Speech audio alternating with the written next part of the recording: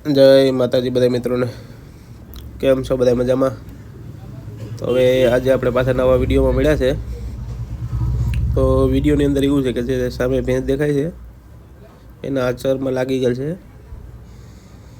एक लागी गेल छे, शुं लाग्युं ए खबर नथी, ए तमने विडियो में बतावुं।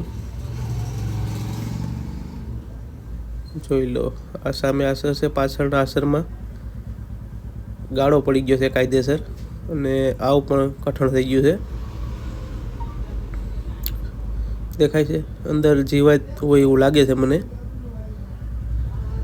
વ્યવસ્થિત નીરખીને જોઈને જો કે આસુ આસુ ચમકે છે એવું લાગે છે કે આ જીવાત જ દેખાય છે।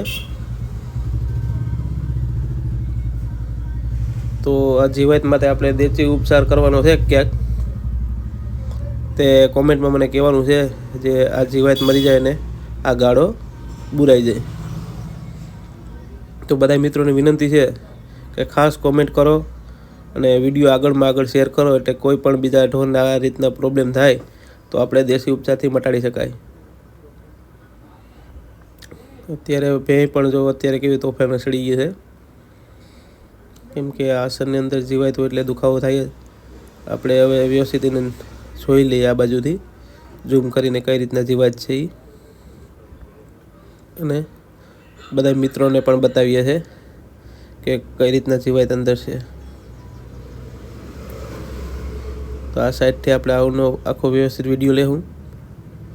ભેંસ તોફાન કરે એટલે વ્યવસ્થિત લેવાતો નથી, પણ જોઈ લો હવે તમારી નજર સામે જો જીવાત નીકળે છે તો આ જીવાત મારવાનો અને આ ગાળો બુરાઈ જાય એવો કોઈ દેશી ઉપચાર સારો હોય અને આસર બચી જાય તો બધા મિત્રોને મારી ખાસ નમ્ર વિનંતી છે કે જે દેશી ઉપચાર હોય તે કોમેન્ટમાં ખાસ લખે તો આપણે જે ઉપચારથી સારવાર થાય દેશી એ હું નવો વિડીયો પણ બનાવીનો કે આ ઉપચારથી મટી ગઈ।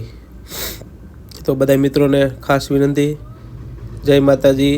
આજનો વિડીયો અહીં પૂરો અને છેલ્લે છેલ્લે જોતા જ વ્યવસ્થિત કેટલું ગળું છે।